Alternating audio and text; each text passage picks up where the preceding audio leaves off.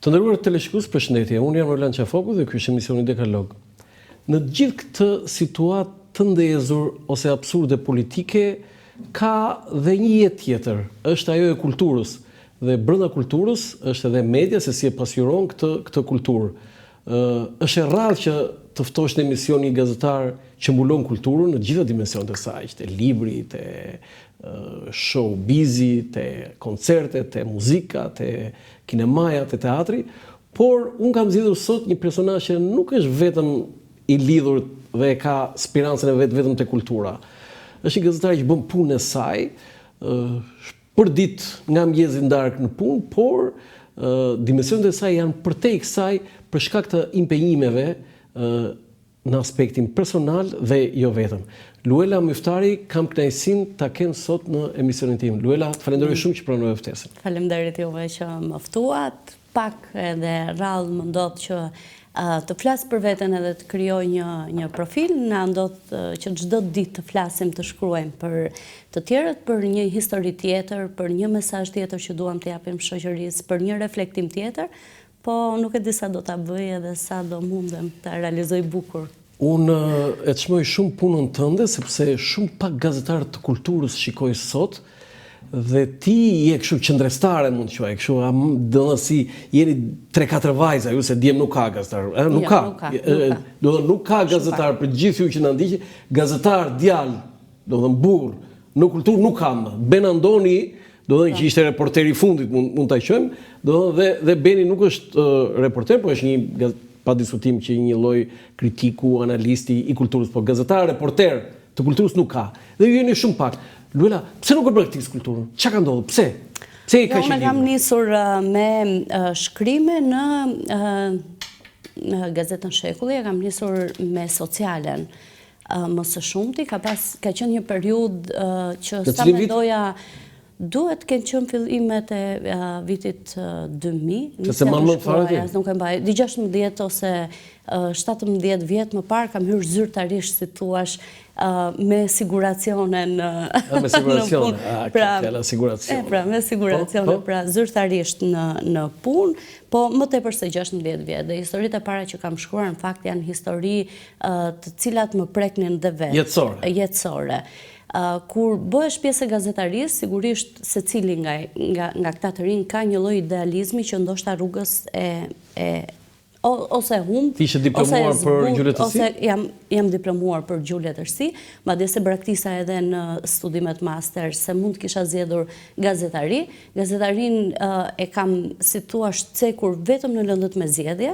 Në një farë mënyrë ka qenë një trajt ose një lloj josheje që kam pasur gjatë gjithë viteve të studimit, po me letërsin kam një marrëdhënie totalisht ndryshe dhe zakonisht kam zgjedhur të bëj gjërat që më pëlqejnë të bëj në jetë. Pra, edhe nëse kam qenë në bankat e një fakulteti ku studioj edhe gjuha shqipe edhe letërsia, me pa kënaqësi ndonjëherë e them që shkoja në të gjitha leksionet e letërsisë, po jo në të gjitha leksionet e gjuhës. Edhe në këtë rast, edhe në momentet kur më është dashur të bëj zgjedhje në jetë, do të pyes për atë, po rrim te Shekulli? Kam bërë ato gjëra që kam dashur. Te Gazeta Shekulli në vitin 2015, po themi 2017. Ajo herën parë mbahet mend, Luela, si se mban mend ato të herës para. Jo, e di pse, sepse rruga ime drejt gazetarisë ka qenë një rrugë e cila ka nisur edhe para universitetit. Pra unë kam dashur të shkruar gjithë jetën. Dhe në një farë mënyrë kam botuar një periudhë kohe tek Gazeta Çamria. Ishte një gazetë e cila shpërndahej dorazi. Pra unë jam rritur në një familje të tillë ku vinte një gazetë që kur kam qenë e vogël dhe ai shfletimi dhe dëshira që kishte i mat ose familjarët e mi për të lexuar më ka bërë të mendoj që unë në momentin e parë që jam e sigurt se dua të shkruaj, do shkruaj. Dhe ndoshta kam shkruar 14 ose 15 vjeç kur kam botuar për herë të parë në gazetë. dhe ka qenë një magji, ka qenë si thua diçka fantastike ta shija babin që lexonte emrin tim në gazetë. Dhe kam menduar që kjo është gjëja që dua të bëj gjithë jetën. Po ç'e ishim për ç'është? Historia e gjyshes time. Ishte shumë e thjeshtë, Do na tregosh pastaj të gjyshes. Domethënë thjesht kam mbledhur të gjithë informacionet që më tregoheshin apo më rrëfeshin si përralla të trishta dhe të bukura njëkohësisht për vendin, dhe ashtu kam shkruar për herë të parë. Pastaj ka pasur një revistë Trend, e cila një revistë edhe ishte edhe mosha ime. Ishte Trend, tamam Trend. Dhe kam shfrytzuar dhe atë revistë për të shkruar Ylli Sula, ka kam përshtypjen. Pastaj ka qenë Gazeta Chelsea, ka qenë çmimet Kult, po njëkohësisht kishte edhe një revistë Kult. Të gjitha këto kanë qenë punë të papaguara. Prandaj them që për mua shkrimet e para janë kërkon honoraret i tani aty dhe emocionet e para. Jo, njëson. Ti po kërkon honoraret aty këtu te emisioni. Që intervistat e para ose shkrimi i parë mbahet mend. Për mua shkrimi i parë nuk është tek shekulli. Për mua zyrtarisht është ti je gazetare, isha tek shekulli. Si kalove nga socialet e kultura? Ç'a ndodhi? Ndodhi që në atë moment ose pas 6 vjetësh në sociale të lidhesha shumë me punën dhe me njerëzit për cilët shkruaja.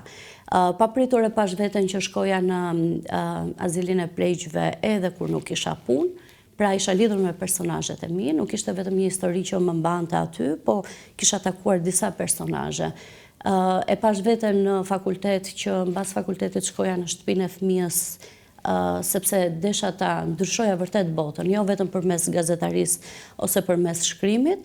Mendoja që një buzëqeshje pak më shumë ishte një lloj kënaqësie që ta jep gazeta. Jo, çfarë lidhje kishte kjo që ti do kalon kulturë? Po sepse në një farë mënyrë vjen një periudhë dhe mbytesh, pra ti jep shumë nga vetja dhe ishte dëshira jote që të kalohet, nuk të thotë dikush. Dëshira ime, jo, kanë qenë edhe rrethanat në mënyrë të tillë erdhën, po histori të cilat shkruhen nga spitalet, nga azilet, nga të rëndojnë shumë realisht. Dhe ka qenë një periudhë e vështirë e jetës time ku do duhej ta merrja këtë vendimin. Për të kaluar nga një gjë kaq si thua që e merrja me vete në shtëpi. Pra e merrja me vete kudo e përjetoja shumë. Dhe kuptova që gjithë kjo punë në cilën unë dedikohesha ishte një punë e cila më bënte për qarë në fund të ditës. Domethënë unë e vuaja faktin që po shkruaja çdo ditë gjëra të trishta. Dhe bashkë me personazhet që aja dhe unë, po nëse në gazetaria apo në terren ti do duhet të jesh i ftohtë përballë personazhit. Ti se kisha të zëmrën aq të fortë. Kur shkon në shtëpi, fillon reflekton dhe ti kupton që ndonjëherë edhe gazetaria, edhe ti vetë si person, nuk mundet ta ndryshosh, edhe ta bësh. Dhe sa vjet punove te shekulli? 6 vjet. 6 vjet, po me kulturën sa vjet? Tek shekulli nuk kam shkruar kulturë. Nuk e shkruaj për kulturë. Nëse kam shkruar kulturë ndonjë artikull, kam pasur një rubrik trup dëshmër. Nga Gazeta Shekulli? Nga Gazeta Shekulli kam pasur një mundësi për të shkuar pastaj në Vision Plus.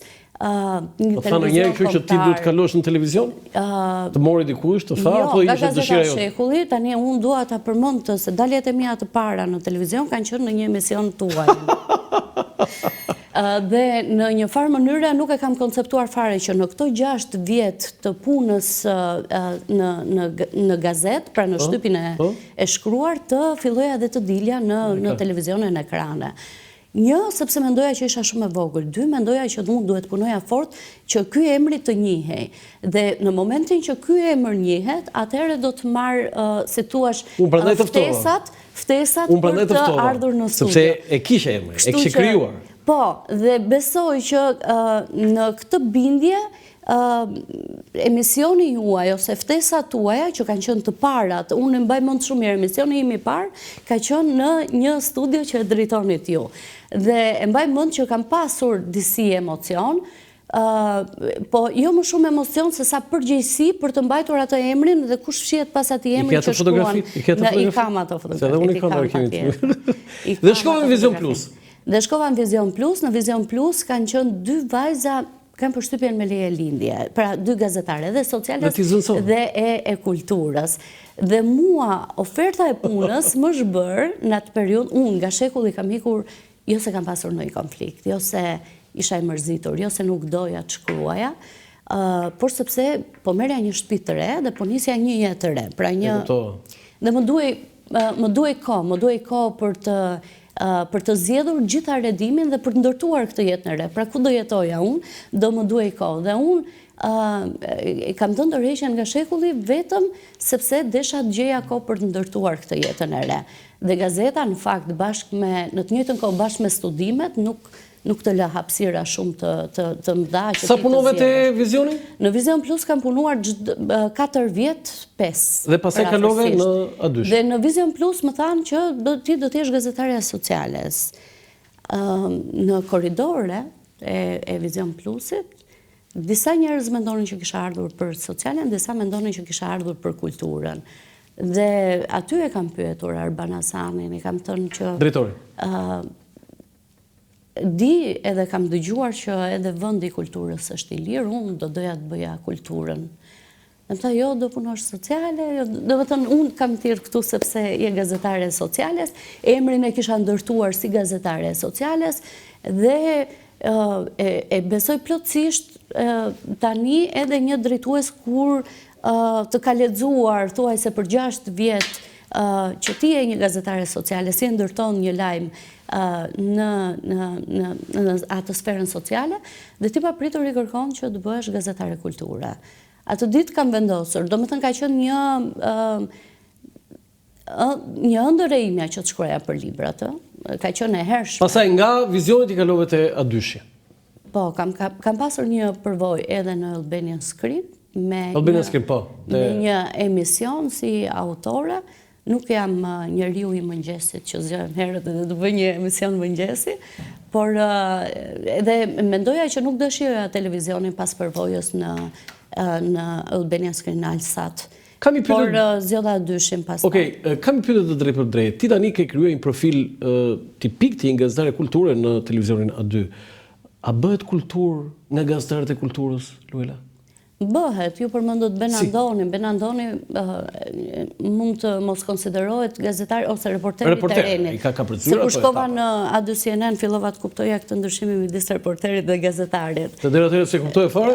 Jo, thjesht unë kisha një stil të shkruarit, dija që në jetë di të shkruaj dhe 2 gjëra mund të bëja. Domethënë edhe kur kam dashur të bëj një zgjedhje, edhe të bëhem pjesë e gazetarisë, e dija që o do shkruaja ose do bëhesha shitse këpucësh, se më pëlqen shumë të kem shumë këpucë në shtëpi. Sa palë këpucë ke në shtëpi? Sa të dua. Të ma thuj numër? Nuk i numëroj. Ma thuj, 200? Jo, aq. 100 po. I ke 100 palë këpucë? Po. Ue, shiko. Që 2 mundësi kisha, ose do bëhesha shitse këpucësh, ose do shkruaja. Jacqueline Kennedy, bashkëshortja e Kennedy, zonja e parë e Shtetit Bashkuar të Amerikës, në një vit kishe blerë në vitit 61, mos gaboj, 300 palë këpucë. Jo, unë si kam brenda një viti, kuptoj. Nuk e kam brenda një viti, madje... Për sa vite ke 300 palë këpucë? Se di që kur kam hyrë në shtëpinë e re 10-11 vjet. 10-11 vjet, po mirë, nuk pas ke se keq me këpucë. Ka këpucë lëkure dhe cilësore që nuk dalin asnjëherë, as nga moda edhe as për. Mes librit, teatrit, filmit, show, ti ke qef më shumë që të mbulosh? Unë dua librin. Jashtëzakonisht shumë, kam studiuar për letërsi, unë shqetësohem nëse qëndroj një muaj pa lexuar diçka që dua vetë. Domethënë ne lexojmë sepse duhet të marrim një intervistë një autor, një shkrimtar, ndoshta një historian, po këto nuk janë librat që janë libra që janë zgjedhje të mia. Cili është autori ju ti preferuar? Virginia Woolf pa diskutim. Simone de Beauvoir si filozofe franceze. Në poezi, Apollinaire më pëlqen shumë, ka një poem për Lun, ajo është për Luizën, po ai e triste shkurt. Po shqiptar? Shqiptar, mund të them Kadareja mbetet i pazëvendësueshëm. Nuk di. Tani nga këta, po i përjashtojmë këta të vjetrit, po themi Kadaren. A ka shkrimtar që ti sot i vlerëson të letërsisë shqipe, të rinj, po themi të një brezi tjetër, të një jo të epokës Kadare, sepse në atë epokë që të Kadareja, Dritora Golli, Arapi, Fatos Arapi, e tjerë, po themi nga shqiptarët e post-komunizmin, pra të tranzicionit. Nëse kemi një letërsi të tranzicionit. Po e kuptoj. Ke? Dgjoj, mua më pëlqen shija artistike që ka Preçzogaj në poezi, edhe shpesh gjej elementet asaj që dua unë në poezi. Nga ana tjetër, mendoj që Ardian Kuçuku është një nga autorët, nuk jeton në Shqipëri, po që është një nga autorët e shkruan në Shqip? Shkruan në Shqip, po, shkruan në Shqip. Që mendoj që është një Po Bemblushi, nuk e ke fare të preferuar? Dgjoj, Bemblushi është Ose më thoj që se ke lexuar librat edhe po komenton. Jo, është, po nuk është letërsi e Merfield në këndvështrimin tim, së paku veprat e fundit që ka pasur. Për shembull 41 portrete është një kombinim. S'është letërsi e Merfield. Pra nuk është letërsi. Jo, po them për romanet. Për shembull ti ke komplotin, po ke edhe këtë, jam musliman. A ke lexuar jam musliman? Jam në proces leximi, se gjatë panajirit u bën shumë vepra. Por unë po them për roman. Jo, nëse do duhej të zgjidhja Grëntufën pa diskutim si një nga autorët e mirë, përballë Bemblushit. Qenke kështu me Bemblushin, nuk e njike Bemblushin, po do bën ca foto. Pa diskutim. Jo Benin kështu, libri. E njoh, më pëlqen mënyra se si i percepton, por do doja më shumë letërsi, më shumë brumë, më shumë Kush e ka thënë të ishte letërsi, mama, pa shtej. Nuk e di, po kam qasje tjetër, jam tek letërsia angleze, franceze, shumë më tepër. Okej, por letërsia shqipe. Okej, do kemi disa fotografi Luela dhe do t'i komentojmë bashkë. I lutem në gjë? Drejt panajirit librit. Po me biciklet. Me biciklet, po unë lëviz prej... Ti e vetmja gazetare që lëviz me biciklet? Po, besoj po. Nuk s'di. Nga gazetarët e kulturës... Do në ti a dyshit nuk i kërkon makinë, Jo. Jo, ikën me biciklet. Do më thënë i kërkoj makinë kur më duhet të regjistroj. Më duhet të regjistroj dhe patjetër që... Po puna jote me biciklet? Puna ime me biciklet, po në përditshmëri lëviz me biciklet. Këtu jam duke shkuar drejt panajirit të librit edhe për këtë vit, që nuk e di nëse do të zhvillohet më në Pallatin e Kongreseve. Po sepse Pallati i Kongreseve ka marrë do rikonstruktohet, kështu që nuk e di nëse e kap vitin tjetër, nëse mundet, nëse është proces rikonstruksioni apo jo. Nuk e di si do të bëhet me fatin e panajirit, po nuk e di. Si është panajiri? Dhe vërtet ti je zëvendëse panajirin? Po. Foli çik për panajirin se shumë probleme ka, më thënë. Shumë probleme. Po ka probleme tani. Nga viti në vit, sigurisht që është një ngjarje e madhe tani. Nuk mund ta mohojmë këtë. Por ka dhe probleme. Ka nga ata që e konsiderojnë si një treg librash, dhe është e vërtet, po është një treg librash, po është një mundësi e mirë për takuar autorët. Do me thënë, është i vetmi vend ku ti gjeje Ismail Kadaren sa herë, dhe sa persona, sa njerëz në Shqipëri kanë pasur mundësin që të kenë një foto, një autograf me Bemblushin, me Elena Kadaren këtë vit. Jo, ke drejt, po... është një emocion ndryshe. Okej, po nuk është bërë pak një gjë bezdisur kjo në atë rëmuj atje, do të sikur është tregu fshatar në ditën e tij me shumë njerëz, dhe mund të ndryshoj pak formë panajiri librit, sepse ajo dyndje e njerëzve. Po ti thua japim një prekje franceze panajirit të librit. Ne jemi Ballkanas, edhe shumë e vështirë edhe të na ndryshon, shumë e vështirë në konceptin, në gjithë energjinë që kemi neve. Por mendoj që panajiri ka edhe këtë, po është treg librash, po njëkohësisht është edhe një mundësi e mirë që ne të takojmë aty njerëz që i shohim në ekran, edhe që ndoshta për ne të dy nuk janë personazhe të panjohur, po për një lexues, pa diskutim takosh Bemblushin është një kënaqësi e madhe, dhe më beso sa do ta takoj unë Bemblushin si thua në terren gjatë ditëve, ti kur je në panajir ti kupton gjitha nuancat e ironisë që mund të ketë Bemblushi. Të gjithë mendjen se si funksionon ai, të gjithë perceptimin se si ai zë stendën dhe i paraqitet publikut. Unë kam bërë një shkrim vitin e shkuar për panajirin e librit, dhe i kam pasur të dy, do të thënë, shkoja drejt stendës së Pegit, dhe kam ndërtuar një shkrim vetëm me këtë fotografi. Bemblushi që kishte zënë 70% të stendës, dhe është pushtues, pra është një njeri që e merr vëmendjen, e merr Tani Bemblusho që nuk është. Dhe di shumë mirë ta bëj këtë. Dhe Engel Demi që ishte në një tavolinë të vockë të bardhë, praton kuka. Dhe ishte thuajse e gjithë stenda e Pegit ishte plot me njerëz dhe ti si gazetar tenton të hysh se ne kemi të drejtën të hyjmë edhe brenda në stend. Dhe edhe për shkak të njohjeve dhe ti çan mes asaj turmës edhe i dëgjon këtej fansa të Bemblushit dhe këtej lexues të Engel Demit dhe nisesh të çash këtë turmën dhe në fund fare në një koltuk të reatuar shifje Edmond Tupen që i shite të dy, si ti kishte djemtë vetë edhe po shqyrtonte kush kishte më shumë sukses apo jo. Po ajo pamja ishte fantastike. Bujar Ulli ka bërë një shkrim te gazeta Ex Libris që Priorin.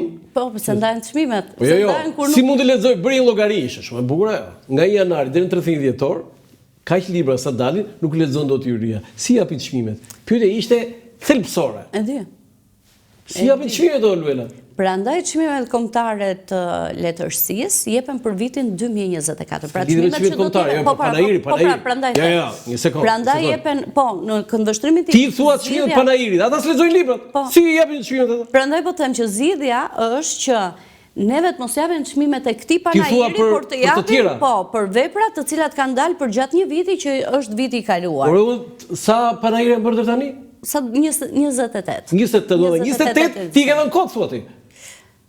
Kot jo, por është një lloj orientimi. Pa lexuar libra, ajo që ka shkruar Bujar Ulli është shumë saktë. Jam plotësisht dakord. Ka plot çmime që e meritonin, se duhet ta themi edhe këtë, absolutisht edhe nga këto që u dhan tani kishte çmime që e meritonin, po Bujari ka marrë vetë shtëpia botuese Onufri një çmim dhe ai përsëri ka një, do të thënë ka bërë këtë dhe ai ka shumë drejt, kjo duhet ndryshuar.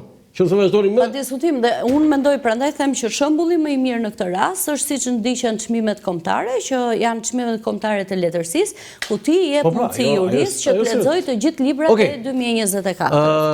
Unë kështu gazetar që dalin foto në Facebook duke lexuar rrallë ka po ka shumë rrallë. Po dhe kjo është një foto ironike, me thënë drejtën, që ke rritur dashuri. Në fakt ishte një libër që nuk më pëlqeu fare. Dhe prandaj dole ti? Po, ishte një libër që nuk më pëlqeu fare, se zakonisht lexoj pas syze. Jo, unë këtë do bëja pyetje tani ty, ore, si e lexon ti me syze ti? Por më lër të ta shpjegoj se pa diskutim duhet ketë pasur edhe ndonjë digjitur poshtë kur e kam postuar unë.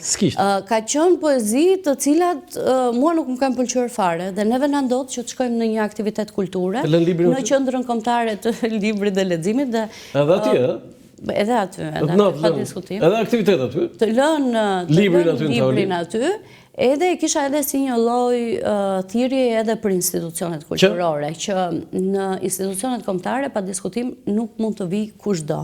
Dhe të jepet hapësira. Ku thuat institucionet kombëtare? Qendra kombëtare e librit dhe leximit është kombëtare, praktikisht. Dhe atje vetë çdo libër. Atje, jo i vjen çdo libër, vjen çdo autor, kërkon hapësirën e vet. Po çdo libër kërkon hapësirën e vet. Dhe përveç se kërkojnë hapësirën e vet, ndonjëherë të bëjnë edhe presionin e pse nuk më pëlqen ti mua ose sa bukur kjo. Do ti ke pas autori që të ka thënë pse ti s'm pëlqen mua? Po, pse s'm ke nxjerrë ti mua? Do të thonë unë thash që Preç Zoga më pëlqen mua për gjithë shihen artistike që ka dhe unë jam një nga ata persona që i them për çfarë ke lexuar një gjë të bukur sot, sepse ja vlerësoj shihen artistike që ai ka. Dhe kur ai më sugjeron mua diçka, është, domethënë ti jeni të bindur që unë e marr atë librin, se ka ca njerëz që i besoj plotësisht në shihet artistike që kanë.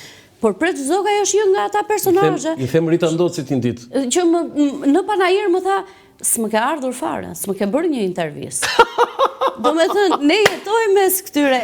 Dhe pastaj njerëz, do me thënë, autor të panjohur të cilët shkruajnë në Facebook dhe pretendojnë që ne duhet i bëjmë një kronik. Do me thënë, është gati e pamundur. Dhe kjo ka qenë edhe një lloj ironie që jo çdo kush mund të vërë apo të kërkoj llogari në institucion publik, se nëse ma bëjnë mua këtë, jam e bindur që ja kanë bërë edhe drejtoreshës së Qendrës Kombëtare të Librit dhe Leximit. Po ti prandaj drejtues aty që të bësh selektime. Që të bësh selektime dhe kjo ka qenë edhe një thirrje, si thuash, për nuk e di dom. Jo, më kujtoa kjo që i thash. Do sa do reagoj autori pas kësaj që po them, po ka poezi që nuk janë të mira. I thash Rita Ndoci, tani e kuptova këtë pse pëlqen ti Preç Zogën. Sa më pëlqen ajo që këndon Frederiku yt, si të tu, e ka bërë prezogë, tha Ngela. Qa thua më? Atë poezi? Dhe më mori preqin telefon. Si ore, tha, nuk e dija ti, tha.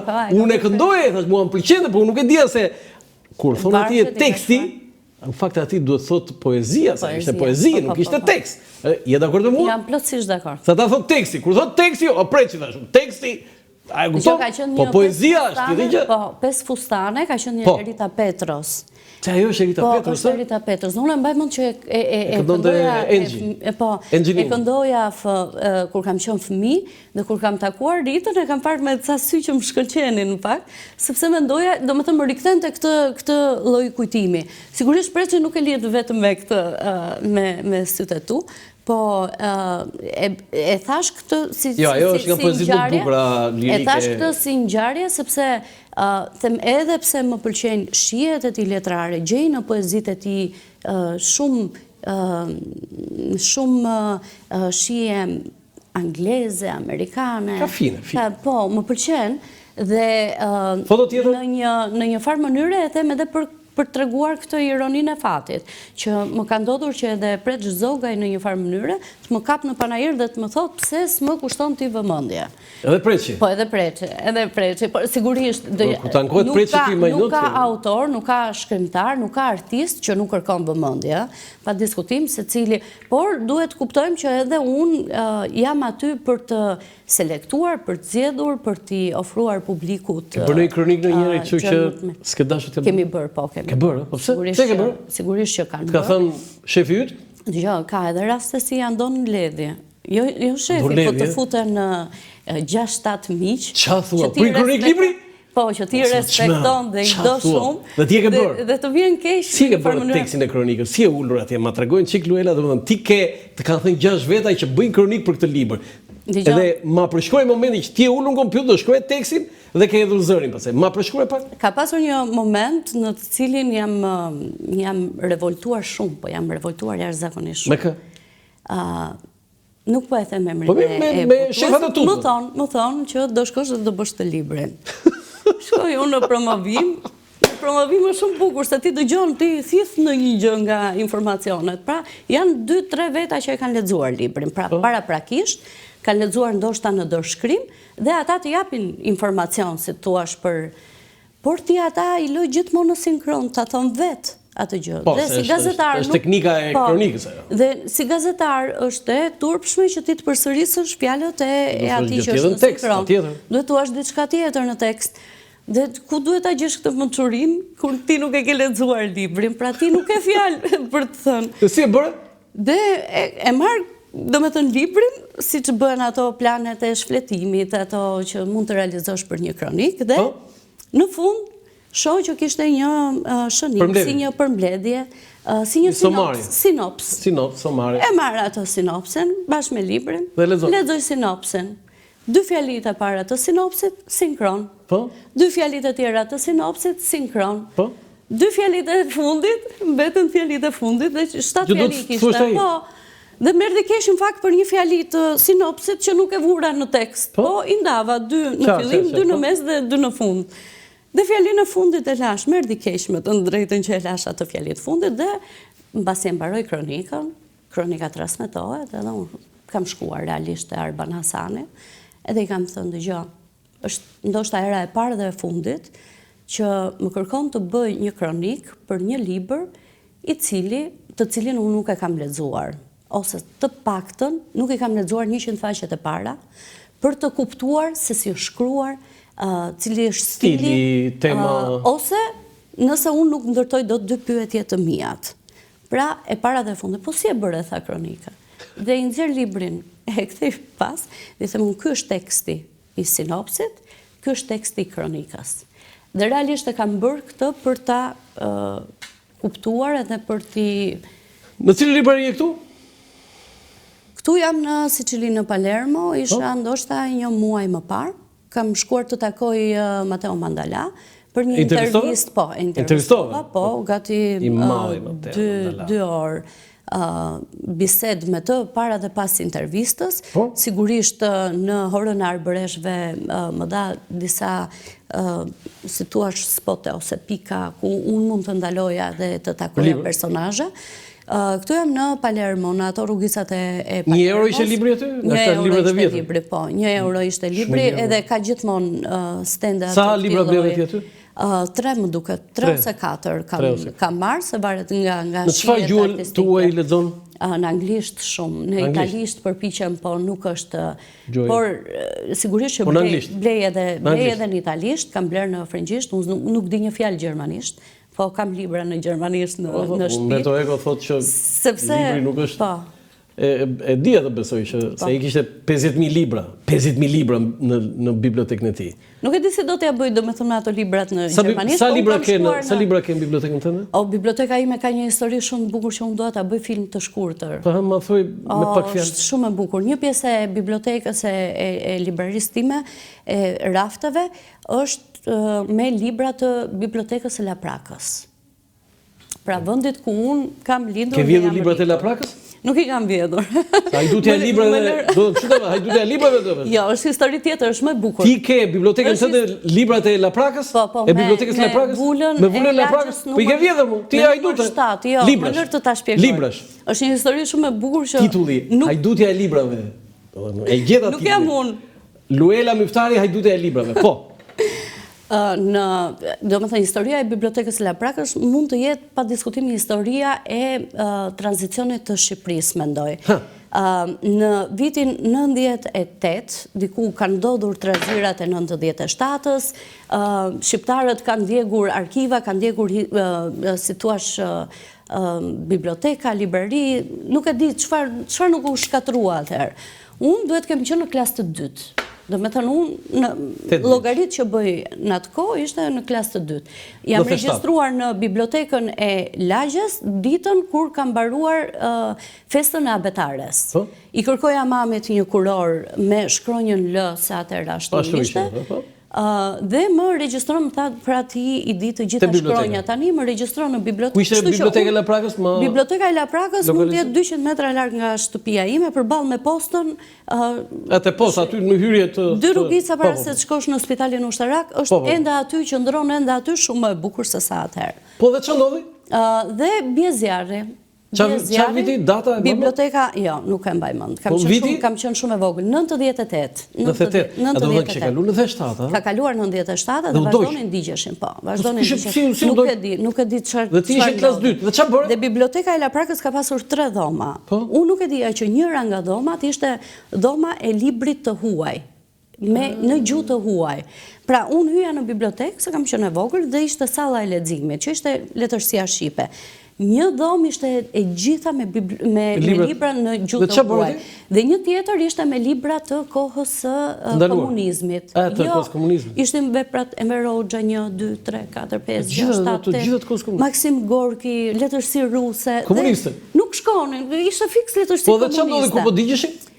Tetagoni, nuk jam mbaj mend as mbi emrin. Tetagoni ishte një teta e librarisë për mua. Teta që më sugjeronte çfarë librash do të lexoj. Që mbushte dhe kartelat. Po, që mbushte kartelat. Dhe ajo e dinte i njite njerëzit që lexonin shumë, familja që lexonin. Qartë. Ajo ka telefonuar zjarfikset nuk vinin në atë periudhë, kush e di ku kanë qenë, dhe dhoma e librit me gjuhë të huaj kishte marrë flak. Flakët po vinin ndërkohë, Tetagoni në këtë këndvështrim zgjedh që të trokas der më der dhe në familjet që lexonin, dhe tonte ejani shpëtoni librat. Dhe ti vajte? Do marrin. Dhe erdhët dhe të ty? Ka ardhur edhe në shtëpinë time. Dhe në të gjitha familjet që lexonin. Se ajo i dinte njerëzit që shkonin atë. Po dhe ju shkot atje? Dhe unë shoh të angazhuar mamin, babin, që gjenin thas për të marrë libra. Dhe i morën? Dhe boshatisin ato thasët e patateve, se ka qenë dikur bëj, në 97-98 bëj edhe mjelli e kishim në shtëpi, bëj bukavet, do më thënë thesi patateve. Dhe babit i lind një ide gjeniale, se ne pak më tutje kemi shtëpin, do me thëmë fshin, shtëpin ku është rritur tani i topit, dhe atëherë ishte në kohën e vetë Lori Kafe, edhe thasët e kafes, i morën për të marrë libra. Dhe shkojnë të dy prindrit e mi.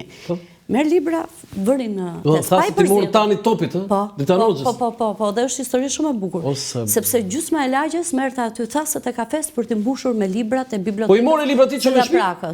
I merr mami me babën, unë s'kam marrë. Po ishe dhe ti aty? Po, patjetër. Dhe marrin dhe sjellin libra, po është histori shumë e bukur kjo, që vjen pas. Lajm duart, ham drekën, pas dreke hapen thasët e librave. Çfarë kemi zgjedhur? Ishin thasët e babit dhe thasët e mamit.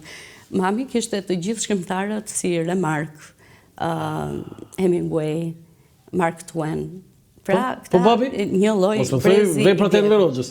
Dhe babi kishte Enver Hoxha 1. Çfarë thua? Enver Hoxha 2. Kishte Maxim Gorki nëna. Kishte Dostojevskin, kishte letërsi ruse shumë letërsi ruse. Tani imagjino të gjitha këto janë në bibliotekën time sot. Po mirë, ti nuk duhet i do të zoje? Kjo është një pjesë. Jo, është një histori e bukur që unë e mbaj me vete. Jo, ti morë libra dhe ti ato, libra si ka kërkuar njeri. Si ka kërkuar njeri. Dhe unë asnjëherë nuk e kam thënë publikisht të, pra e kam për herë të parë e them këtu. Që këtë vjedhje e deklarova këtu. Një pjesë, se aty u bë inventari, rezultuan që ato të tjerat janë ndjekur, kështu që zyrtarisht jam në rregull me atë qasje. Të them raftin tjetër? Ka pasur një fshinj shumë si thua i edukuar, i arsimuar me një bibliotekë të pasur, Bedrim Yftari. Nuk e kam kushëri, ai ka qenë një publicist, ka vuajtur në kohën e diktaturës, por kishte libra shumë të bukur.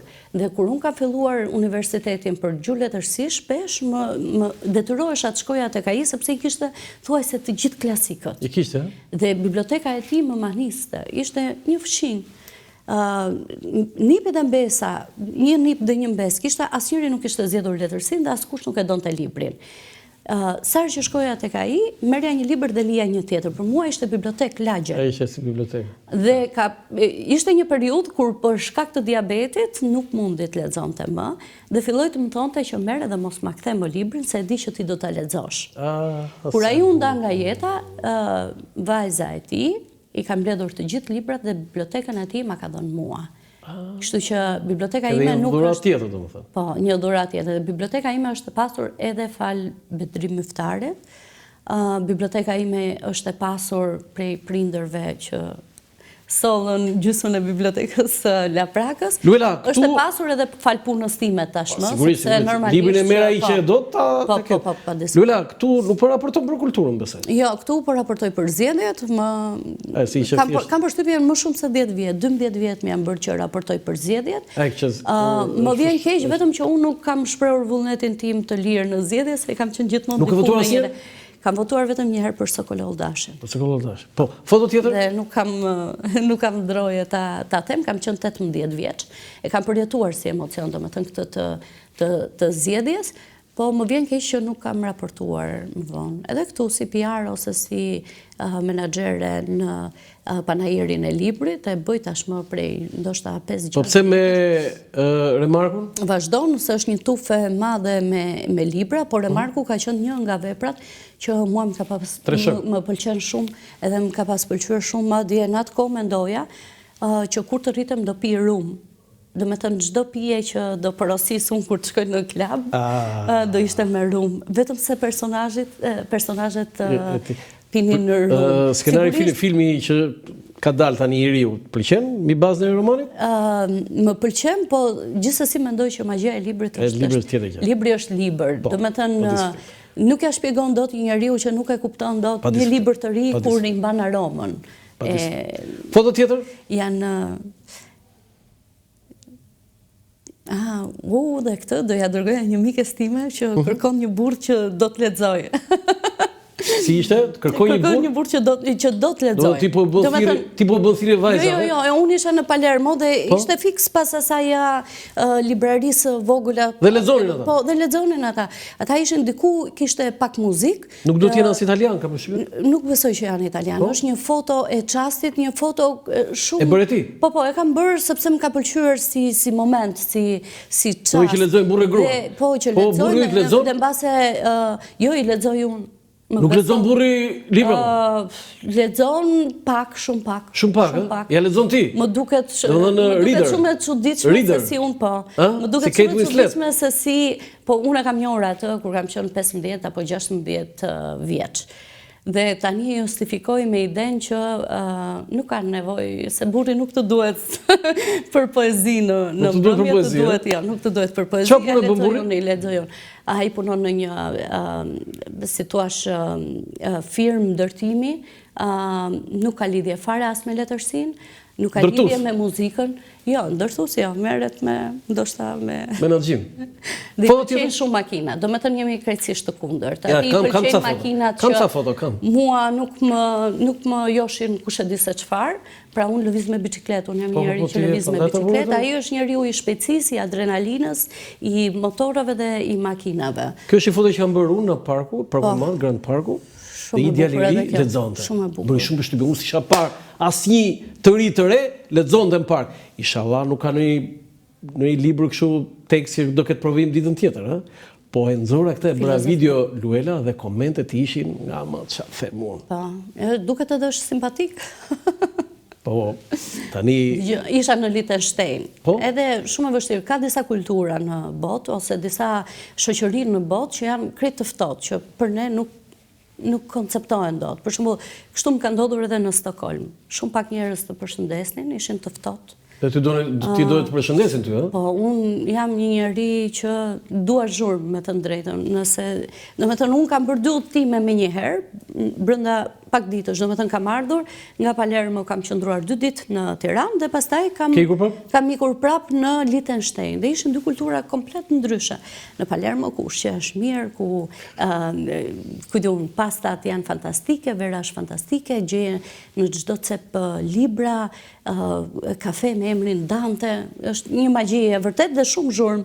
Nga ana tjetër shkoja në Liechtenstein dhe shija njerëz vetëm në tren, në metro, në rrugë shumë pak njerëz dhe ti përpiqesh të ndërtosh një eye contact, një kontakt me shikim me dikë ose ka të bukurën e vet edhe të si thua të flirtosh me dikë.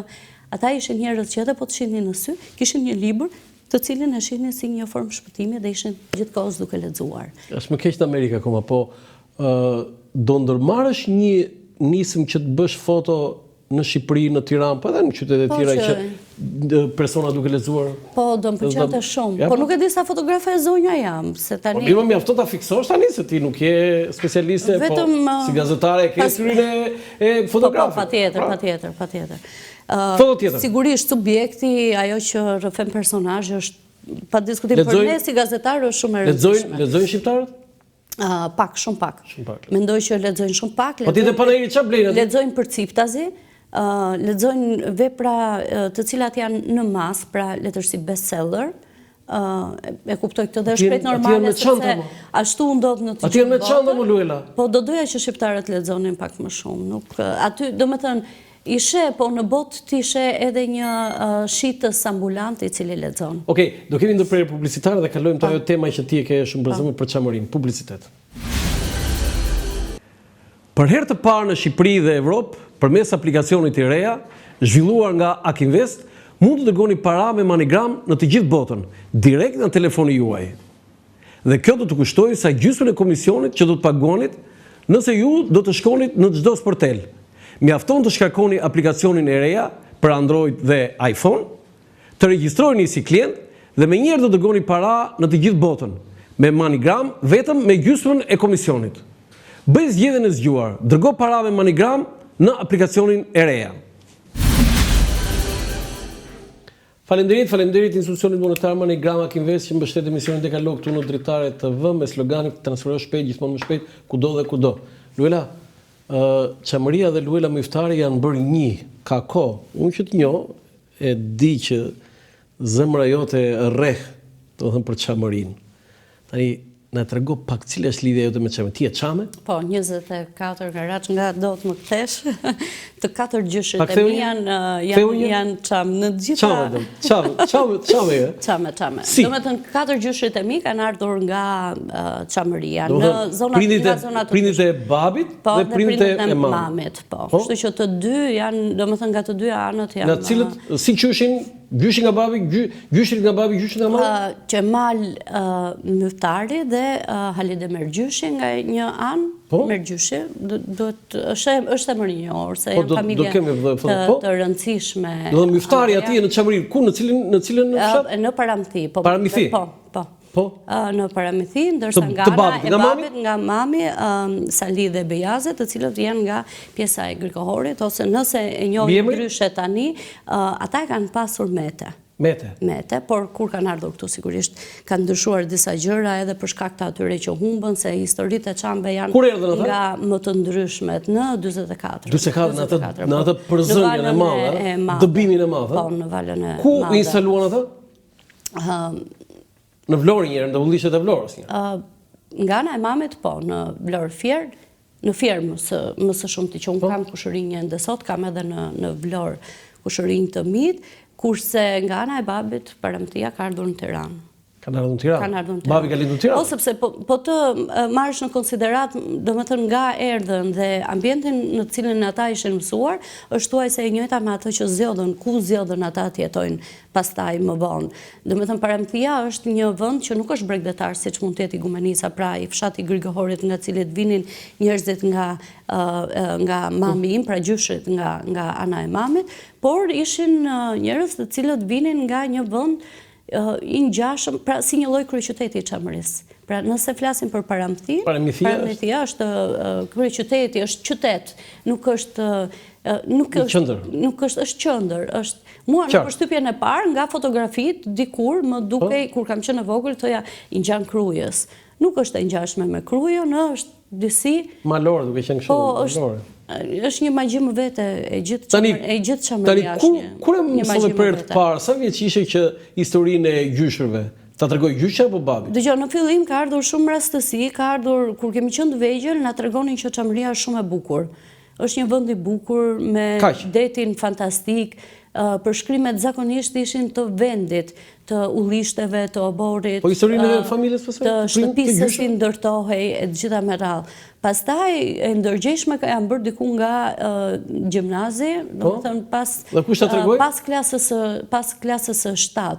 Gjyshja nga mami filloi të më tregonte diçka, por duhet thënë që ata ishin shumë afër me Igumenicën dhe nuk kanë përjetuar këtë valën e dëbimit apo të situash të dhunës, të vrasjeve, sepse nga Paramithia, pra gjyshrit që ishin nga mami, sa më shumë vriteshin edhe përndiqeshin, aq më shumë shkonin drejt fshatrave të tjerë për të drejtuar drejt Shqipërisë dhe përhapnin lajmin që po na vrasin, po digjet gjithçka, po digjet Çamëria dhe rrugës shumë fshatra janë lajmëruar dhe gjyshërit e mi nga mami nuk kanë pësuar si thuash janë lajmëruar dhe kanë pasur mundësi që të mbledhin plaçkat, kanë pasur mundësi të mbledhin dokumentet, kanë pasur mundësi dhe ikën. Pra nuk kanë pësuar diçka, ndërsa nga ana e babait, gjyshja nga babai, që në fakt është gjyshja që më ka mësuar të gatuaj, është gjyshja që kam pasur gjetur në shtëpi, është gjyshja me cilën jam rritur, kanë ardhur si rrëfime pak më vonë, edhe sepse ishin të trishta, edhe ishin thuajse makabre që t'ia tregoje një fëmijë. Kështu që vetëm pas gjimnazit kam filluar të kuptoj, domethënë rëndësinë e ngjarjes edhe situatës në cilën ishin. Erdhën dhe ngritën kështu me kuçe me maç kur? Po, ka qenë ora 5 e mëngjesit, nga rrëfimet e gjyshës time. Ka qenë ora 5 e mëngjesit kur kanë hyrë në shtëpi. Kush? Forcat greke. Ushtarake? Ajo ka pasur një shtëpi shumë të madhe. Dhe kur ka qenë kjo në 44? Po. Dhe në një shtëpi ku shumë çam në fakt u vendosën aty edhe jetimët, edhe gratë, edhe pasi ndodhi kjo masakër e madhe që është 27 qershori. Po duhet të thënë që para, një ditë para, çfarë ka ndodhur aty, një ditë para se të ndodhte kjo që më rrëfen gjyshja ime, është një histori tjetër ku burrat e fshatit thriten për një mbledhje në shkollë, siç mund bëhet administrimi i komunës. Dhe do mbledheshin në shkollën e Parametisë, shkojnë aty burrat e Parametisë për të marrë vendime. Po, domethënë si thua paria e atij vendi. Shkon aty për të marrë vendime, për të kuptuar nëse dorëzojmë armët, nuk dorëzojmë të gjitha me radhë. Kanë shkuar të parmatosur sepse kanë qenë një bisedë e thirrur nga muftiu i Parametisë dhe nuk dalin prej andeja, forcat greke i marrin dhe i ekzekutojnë aty brenda. Tani kjo ngjarje nuk është se u zbuluar në atë moment. Nuk u zbuluar në atë moment. Është zbuluar vetëm pasi gratë filluan të shqetësoheshin se vjen orari i drekës, do duhet të ktheheshin dhe kanë bërë gati ushqimet për t'ia çuar bashkëshortëve në shkollë, meqense është mbledhja. Dhe aty ka filluar një farë terrori, sepse gratë që shkonin të çonin ushqimin, i gjenin të varur në çengela. I gjenin të varur në çengela, e hapnin derën, ushtarët, dhe pamja që kishin ata, domethënë këto gra aty, ka qenë një pamje e tmerrshme, burra të varur në çengel, si të ishin mish për t'u shitur. Dhe këto kanë qenë fazat e para të terrorit dhe vërtet nuk besoj. Sa ishte numri atyre të vrarë? Nuk. Po numri i madh, konsiderosh. Unë nuk mund të them realisht shifra as për atë që ka ndodhur në Paramthi atë ditë 27 qershor. Pastaj gjyshja ime thotë që terrori filloi të shpërndahej kështu që po na vrasin, burrat janë vrarë, kanë pritur në shtëpitë e tyre, janë mbyllur në shtëpitë e tyre dhe në 5 të mëngjesit kanë filluar të djegin shtëpi.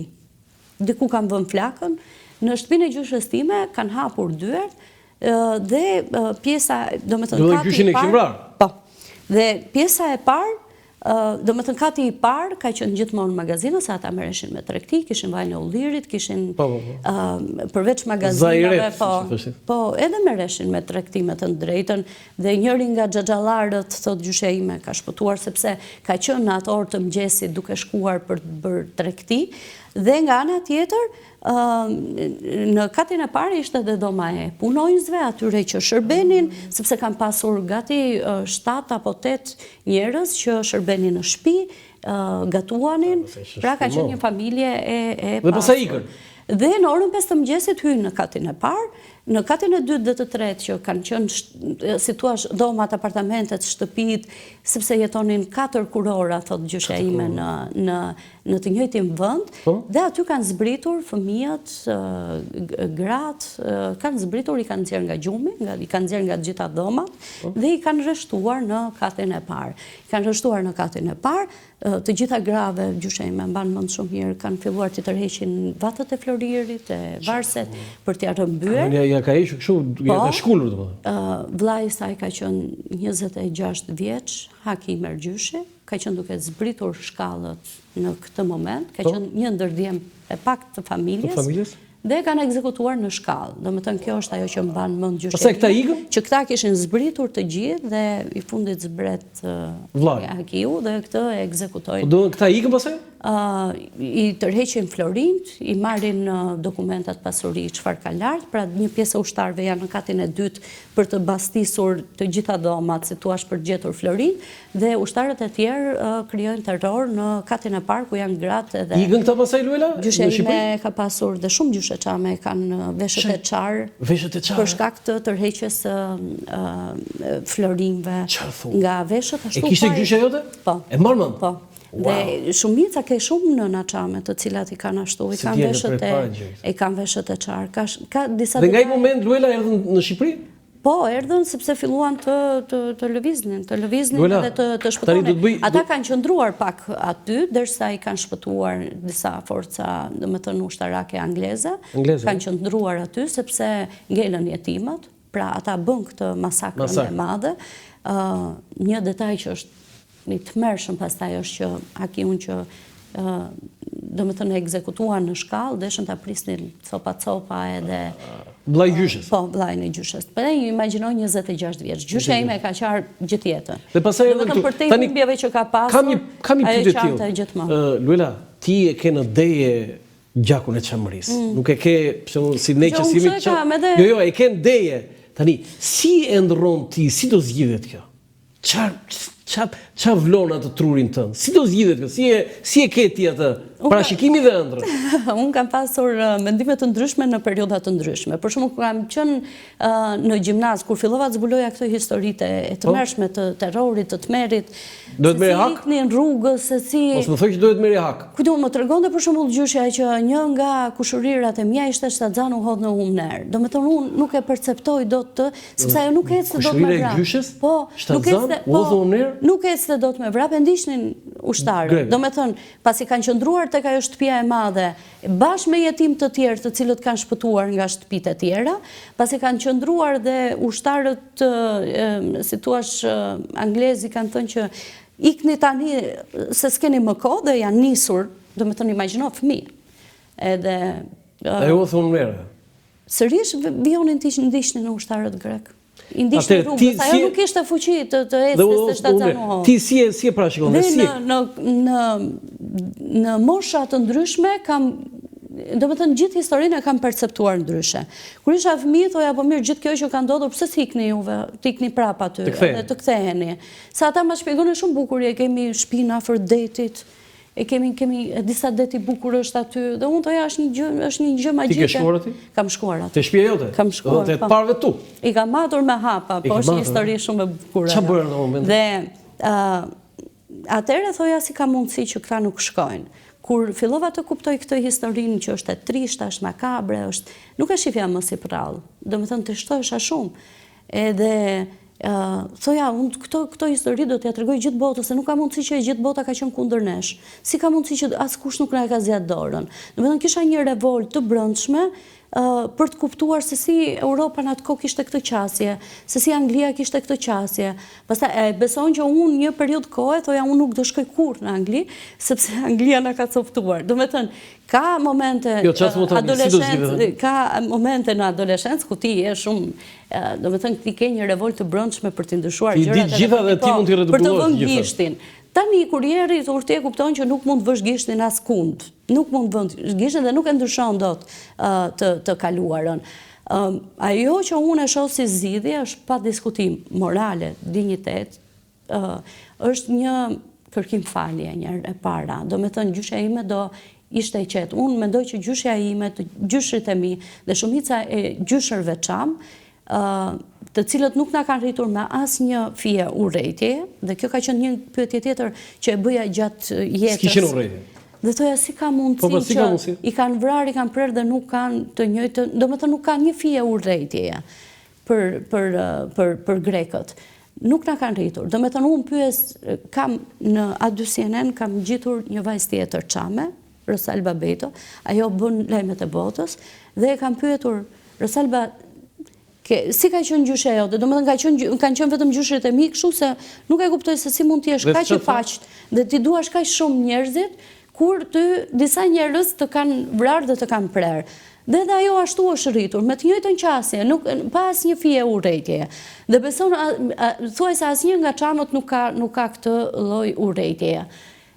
Edhe ata që nuk kanë dashur të kthehen në çamëri, se gjyshi im nga paramtia, babi tim i ka thënë që mos u kthe kurrë aty. Tjetosh aty. Kështu i ka thënë, e ka lënë si amanet? Po, do me thënë babi im nuk do kthehej tjetonte aty. Nuk do kthehej? Nuk do kthehej, do me thënë unë e pyes babin, dhe babi thot nuk do kthehem se kam amanet nga babajnë. Ndërkohë gjyshja, tani dy njerëz të martuar bashkë me njëri tjetrin. Dikush që e percepton këtë ngjarje aq të trisht, sa që nuk do të flas fare, pra një gjysh që nuk, ose një baba, në rastin e babait të babit tim, nuk ka folur ai për çamërinë, ai nuk donte ta rikthente. Do me thënë për të ka qenë një tortur rikthimi atyre situatave dhe ngjarjeve. Dhe ai as nuk fliste për këtë. Do me thënë fliste pak, thonte sa shumë kemi vuajtur, po jo në detaje ashtu siç donte gjyshja t'i kujtonte. Gjyshja ime kujtonte edhe sëndukun, edhe ku uleshin, edhe oxhakun, edhe ku pinin çaj. Pra, ai si thua një pasdite çaj me babain, me bibliotekën, me librin, për gjyshen time ishte shumë e shenjtë, për gjyshin jo. Dhe dhimbja ka qenë aq e madhe, perceptimi atyre ngjarjeve ka qenë aq e madh për gjyshin tim, saqë ka arritur deri aty sa ti thot babai tim që nuk ke pse jeton më aty, mos u kthe më kurrë edhe sikur të t'japë, mos u kthe më kurrë, sepse nuk janë kohë të bukura. Nga ana tjetër gjyshja nëna i thot që ai është vendi më i bukur në botë. Do me thënë, baba im është rritur mes dy prindërve që kanë pasur dy qasje të ndryshme për dhe si do zgjidhet këtë çështje? Si do zgjidhet për mua, falja është një gjë... Vetëm kaq falja? Jo, është njohja morale, dinjiteti, për mua është si t'i fshish lotët atyre që unë kam parë të qajnë. Tani, disa thonë që ligjërisht do të kalojnë 100 vite dhe pronën e kërkon baba im, po unë nuk e kërkoj dot. Po pse ti se kërkon? Dhe ndoshta grekët prandaj e shtyjnë këtë. Që të kalojnë 100 vite dhe ti se merr dot? Sepse prona është në emrin e sërgjyshit im i bie. Gjyshja ime ka qenë fëmijë, ka qenë 14 vjeç kur ka ardhur këtu. Ti je trashëgimtare. Dhe gjyshja ime mund të kërkoj pronën e teatrit, ashtu siç kërkon edhe babi im pronën e gjyshit. Unë kam dokumentet. Tani nuk e di se sa të drejtë. Ti e synoni që do ta marrësh atë? E synoj, po do të tregoj një histori tjetër. Gjyshja ime donte të ikte në Shtetet e Bashkuara të Amerikës, të bënte bashkimin familjar dhe një nga kërkesat dhe kudo që të shkosh është më jep certifikatën e lindjes. Ku ke lindur ti zonjë? Ku ke lindur? Ku Kishe lindur në Grigahor në Igumenic. Dhe shkojmë të kërkojmë një certifikat lindje dhe greku nuk ta jep këtë certifikat. Nuk e jep atë certifikat? Nuk e jep. Tani, greku të jep një shënim, pra të jep një dokument tjetër, që është një dokument ku vërteton që ti ke qenë 14 apo 16 vjet ose 9 vjet, ke jetuar në Greqi, nuk e i dënuar nga asnjë gjykat dhe nuk e vuajtur dënimin në asnjë. Po jo lindur atje. Por jo lindur aty. Justifikimi ne kemi si thuash kemi... Si e bëri gjyshja këtë? Kemi punësuar një avokat aty, as avokati nuk mundi ta gjente. Dhe pa diskutim që është një nga këto drama. Tani më thuaj ti mua, nëse unë dua të iki në një gjykat ndërkombëtare dhe të kërkoj këtë, do me thonë unë i kam dokumentet këtu. Do ta çosh në Hag? Edhe nëse do e çoj unë, si mund të vërtetoj, sepse gjyqja ime nuk mund të marrë një certifikat që ka lindur aty. Pra ata ja mohojnë duke thënë që janë vjekur nga lufta. Të drejt për drejt, ti do ta çosh në Strasburg? Do ta çoja nëse arrit të zgjidh çështjen e dokumentacionit, pra të gjej se ku ka lindur gjyqja ime dhe ai është një vend i cili të mohon, si thua, jo vetëm të shkosh aty. Domethënë gjyqet e mia nuk arritën shëtitën të bëj. Jo, unë jo. Nuk e urren. Jo, sepse jam me jo. Si gjyqja nuk e urren. Si gjyqja, absolutisht jo, absolutisht jo. Domethënë unë kam mesazhe nga ambasada greke që më falenderon për një kronik apo një reportazh që unë mund të kem bërë për një pianist të vogël apo për një artist tjetër. Foto tjetër? Ti do ta bëj këtë? Do ta bëja jo vetëm si gazetare. Tu e veshur si çame? Po, si çame në përditshmëri. Po, nëna çame vishnin shami të bardhë apo je në këto dyqane? Jam në Muzeun e Vlorës këtu. Në Muzeun e Vlorës, dhe këtu është çame. Ky është Saliu, është një nga si thuash kostumografët por në fakt është drejtuesi i ansamblit të Vlorës edhe ai me pas një pagesë, besom, pas një është çam, po. Dhe mëson djem dhe vajza të hedhin Osman Takën, të bëjnë salto, ose sa djem dhe vajzat bukur janë ata aty. Këtu jam në Akademinë e Shkencave. Po këtu me ç'a kostum ish? Edhe ky është kostum çam. Shiven çik është një Leila mbretërore. Si kjo Leilaja mbretërore ti nuk gjen asnjë kulturë tjetër tani mbas mua. Kostum shumë i bukur. Ajo është kapele? Po, është një lloj kapele, po kosun. Po nëse ajo vishej në përditshmëri, pra ishte ajo shamia e bardhë dhe gjithmonë këmisha e bardhë poshtë. Kjo është një kostum i cili vishet për raste, një kostum i cili... Ceremonial? Po, ceremonial për dasëm. Po, foto tjetër? është një kostum më zonjë. Kjo është Valleja Osmantakës. Ti ke ndonjë kështu për këtë valle? Unë vdes për këtë valle. Unë them që kjo duhet shkojë në UNESCO. Po si? Do ta bësh ti? Po e bëj një. Do bësh ti nismëtare? Është një vajzë, një mika ime që po mbledh në fakt informacione. Sigurisht edhe unë jam pjesë. Do të doni ta çoni në UNESCO vallen e Osmantakës? Po ka një gjë. Më lejo ta shpjegoj. Për të shkuar në UNESCO e para e punës ajo duhet njihet si valle ose si pasuri e Shqipërisë. E beson ti që Valleja e Osmantakës nuk është në listën e pasurive shqiptare? Të shqiptarëve? Po pra, ne jemi në këtë rrugën që ta vendosim njërë në Shqipëri. Në Shqipëri, pastaj. Të njihet në Shqipëri dhe pastaj të hartojmë docjen për ta çuar në UNESCO. Sigurisht ka nevojë për kujtun dietar, për studiues të cilat të hartojnë bukur dhe mirë atë dosje. E kërceni aq bukur një grup të rinj më ka bërë shumë përshtypje. Nuk e di për Hedin Saltra. Ata djemtë e Vlorës janë. Ata duhet jenë, ëh? Dhe Vlora është shumë e bukur se Vlora ka 2 ansamble. Po sa e bukur më ka pëlqyer. Nuk mjafton të një në ti vetë merr pjesë të këto, se ato janë, domethënë kjo është valle çunash. Po, kjo është valle çunash. Ato tonat janë fine, delikate, janë me trupin drejt, janë të qeta, kanë një lloj këngë. Di, po unë nuk këndoj. Po mirë, ti nuk këndon. Publikisht nuk rrezikoj të këndoj. Kë këngë çamë di? Të gjitha e di, po Osmantakën dhe Tuman Kuqja për shembull janë 2 më të bukurat. Tuman Kuqja është një Jo. Një çamës mos këndoj, unë tisha çamë do ta këndoja. Ja, dëgjoj. Nuk kam kënduar asnjëherë. Besom nuk kam kënduar asnjëherë. Tuman Kuqe moj bel hol, ma bën me si, ma bën me dor. Tuman Kuqe moj bel hol, ma bën me si, ma bën me dor. Ma bën me si, ma bën me dor. Të pre djali në obor. Duela, më gëzove shumë me këtë, po me si, jo me sy. Me sy. Kështu thoshë ata. Yninë. Që arbreshët unë nuk naqe shumë në Palermo tani. Se arbreshët tonin gluha. Gluha. Me sy, e shkëlqyer. Ke kënduar, nuk e merr mend sa më gëzove me këtë. Interesant skuqja. Foto tjetër. Dhe Osmantakën çojeni në UNESCO. Dgjoj, Osmantakën kryeministri e çon në panajirin e Berlinit. Pra, ajo kërcehet aty në panajirin e Berlinit. Berlini afër është panajiri i turizmit, pra ti përfaqëson, e ke të pasuritë të Shqipërisë. Dhe nuk e fut në regjistra. Foto tjetër? Le të jetë një thirrje kjo që ta vendosim në regjistër. Kjo ishte, kishte shkruar aty tani Arbëri, Çamëri, Dardani, Shqipëri. Foto më e bukur që ka parë. Ky ishte teksti i kësaj. Ku e bëre këtë foto? Kanë qenë një nga këto ditët që unë raportoj në media për ndeshjen. Për ndeshjen kjo, kam përshtypjen që është në Gjermani. Në Gjermani. Dhe mua ma nisin, duke më njohur mua, pra, duke më njohur mua se... Kjo është United Colors? Ma nisin. Do me thënë, është një foto që ma kanë nisur, edhe që unë e kam publikuar, pastaj mori për masat të tjera, kuptohet. Kjo është tamam Shtetet Bashkuara të Shqiptarëve. Ja, pra ne jemi të shpërndara në kënd botës, edhe prap ka një plis që na bashkon, edhe janë këto ngjyrat që na bashkojnë. Është shumë e bukur, se shihet çfarë, do me thënë, 1912, e gjithë fotografia është do bëhet pasuria e UNESCO-s? Shpresoj shumë që të jetë pasuria e UNESCO-s, është hartuar një, si thua, ka filluar puna. Shpresoj shumë se është një gjë shumë e bukur. Neve na morën lahutën serbët edhe hajdutët. Jo, nuk e nuk e them dot këtë. Nuk e di, jam foto tjetër.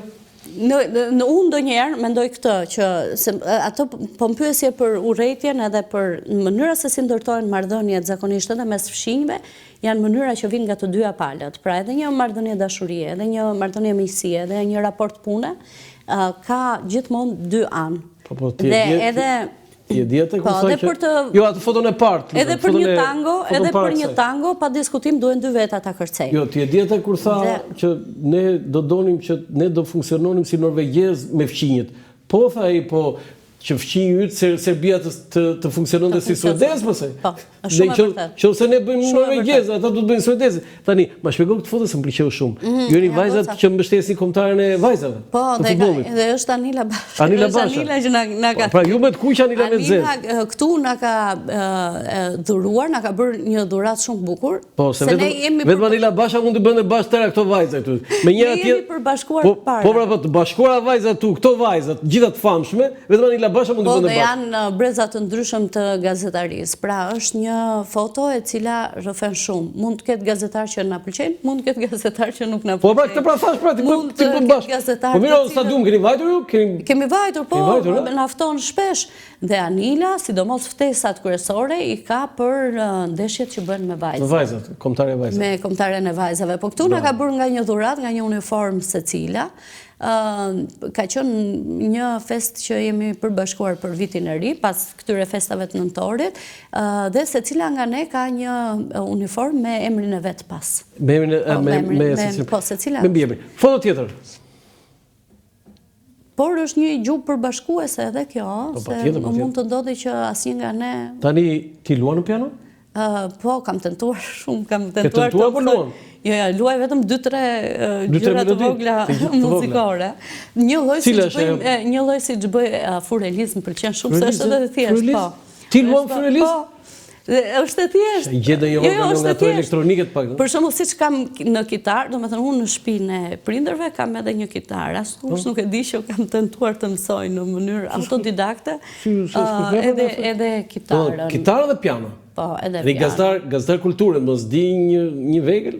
Po, kitarën e shija gjithmonë me muzikën rock, edhe për shembull në kitarë dija vetëm Scorpions dhe Metallica. Se i luan në kitarë ti Scorpionsët? Po, pak fare, po pak, shumë pak. Po pak, po të lua... Shumë pak, pra kanë qenë tentativa të mia për të futur drejt...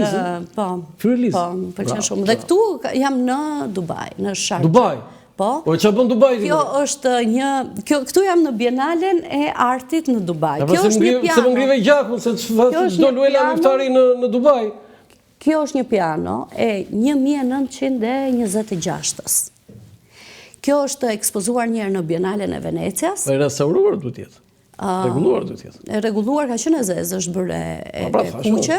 Po, ka vite që është e kuqe, i bie 99 vjeçare. Ka, nuk është 100 vjet, 100 vjet ishte, dhe prandaj e kishin thirrur sërish këtu. Po, nuk është jashtëzakonshme 100 vjeçare. Edhe është mbërmbajtur, sepse kjo fillimisht është ekspozuar në Bienalen e Venecias. Pas Bienales së Venecias e morën në Universitetin e Arteve në Londër.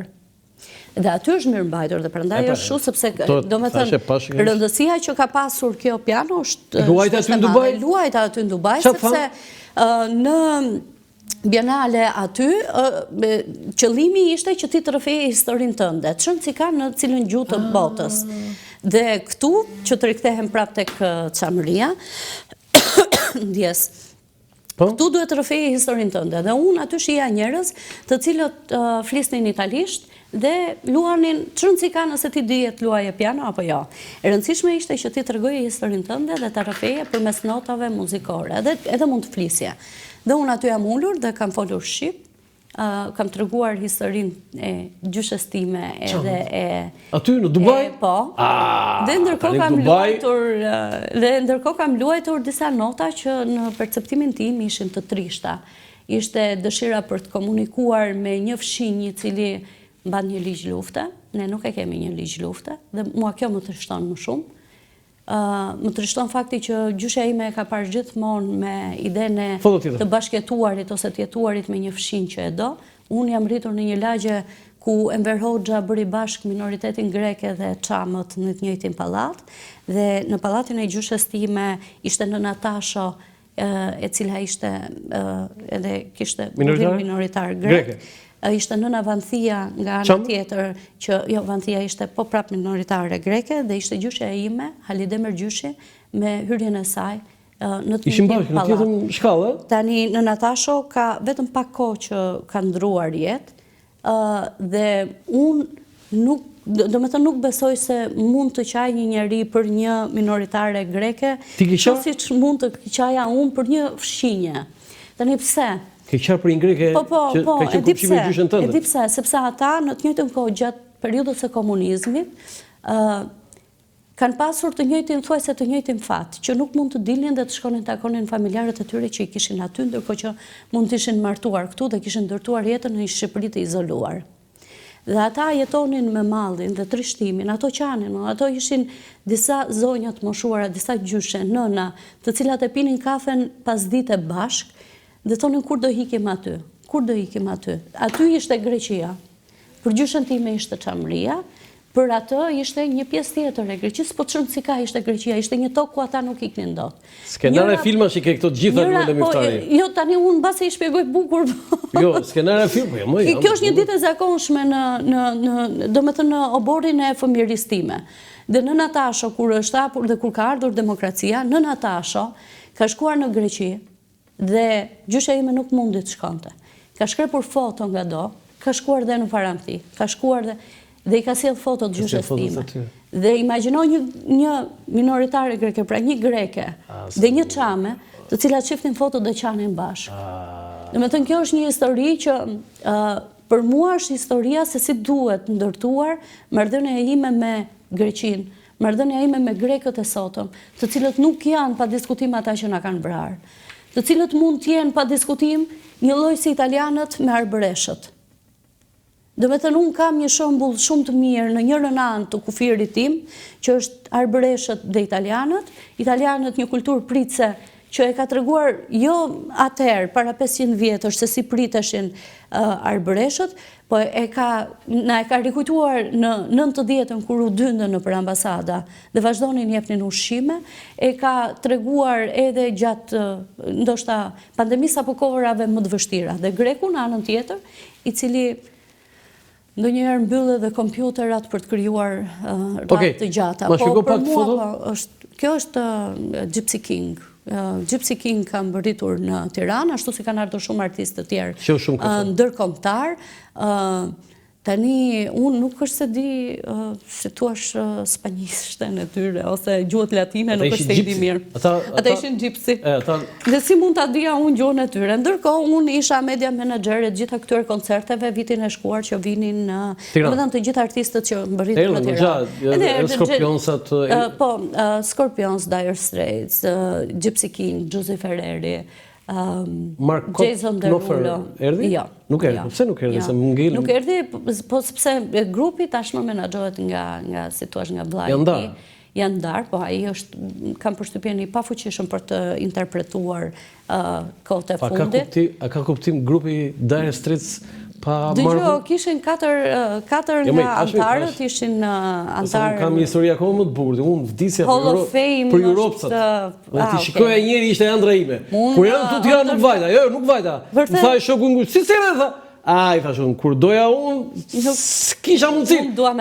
Tani janë plagur ata, i thashun, që duan tani, erdha ty edhe...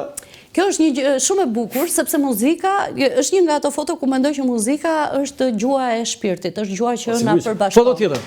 Dhe kam kujtuar gjithë telenovelat për të komunikuar me ta. Arrija të komunikoja me menaxherët e tyre. Ky është një nga antarët e rinj të Dire Straits Legacy, që është Mark Knopfler, sepse është Mark Knopfler. Është nuancat e zërit janë pak më të ngjashme se dhe duhet, domethënë imagjino doli një italian për të zëvendësuar Mark Knopfler, sepse ai në kitarë, ai është rritur, më tha që është rritur me Mark Knopfler, babai i tij e adhuronte, edhe është rritur që në vogëli me ide se do të bëhet Mark Knopfler një ditë edhe e kishte realizuar. Vetëm në Shqipëri erdhi ky? Por ai e kishte, jo, ka qenë pas nesh, ka qenë do të ka zëvendësuar Markun. Po, sepse vetë vllai i Markut. Po, pra kjo është ideja që interpretimi është tjetër gjë dhe të shkruash muzikë është tjetër gjë. Pra Marku është Marku sepse i ka shkruar këto këngë që interpretohen sot edhe mbas nuk e di sa vjetësh. Foto tjetër. Po kjo ka qenë një periudhë e bukur e koncerteve. Asa e bukur është edhe kjo. Luela, më ka pëlqyer si gazetare e Kulturës që ka bërë një intervistë me Ismail Kadaren dhe kam ndjekur atëherë. Që si jam këtu, unë jam me sy të skuqur dhe me hund të skuqur. Po pse? Ishe smur? Jam me grip. Ja smur. Po i paske gjithë gripin Ismail Kadaren. Jam me grip, ai ishte me grip për vete. Ja, do të thonë, Bashkimi i Dorës nuk ka kështu Jo, fare. transmetim viroze. Ne ishim të dy në një situatë kritike aty. Mos harrojmë, ishte periudha e Covidit, po ishte një takim të cilin nuk mund ta shtynim më. Pra unë flisja, komunikoja me Ismail Kadaren vetëm nëpërmjet telefonit. Dhe ai më kishte dëgjuar vetëm zërin, unë isha nga ato që i tregoja apo ose do i bëja pyetje ose do i thurja lavde. Në një farë mënyre. Jo, intervista shumë e mirë. Ka që nga intervista telefonit. Ai beson që unë nuk e kam pasur numrin e tij të telefonit dhe e di që do merja Bujarin ose do merja Aldën për t'u lidhur me të. Edhe sarë që më thonin kam Ismail Kadaren, do t'i flasësh ma jep. Dhe gjithmonë takimet tona ishin këtë pranverë. Në pranverë, kur të ngrohet koha, do të takoj Luela. Dhe ka qenë gjithmonë kështu. Shihemi në pranverë kur të ngrohet koha, në pranverë edhe ngeli kjo pranverë. Dhe unë mbaj mend që atë telefonat të fundit i kam thënë o këtë pranverë o asnjëherë më.